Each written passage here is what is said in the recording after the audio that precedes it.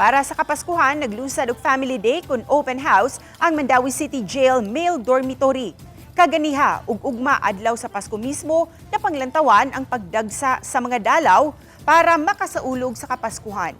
Kaganiha pitsa 24, duha ka quadrant sa mga selda sa mga PDLs ang midawat sa mga immediate family members.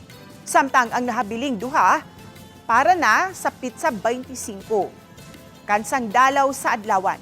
Matod sa warden, pabilin ang hugot nga seguridad nga ipatuman, lakip na ang pagrikisa sa mga musod sa mga pasilidad ug susihon usab pag-apil ang ilang mga dala nga gamit, lakip na ang pagkaon. Christmas tradition na open sila na family time and ito ang tagaan o liway na maka-visit ilang mga loved ones. Actually, naamo gina regularly. Karon lang mas bulk number would be expected and highly volume, bataas ang volume ng walhi.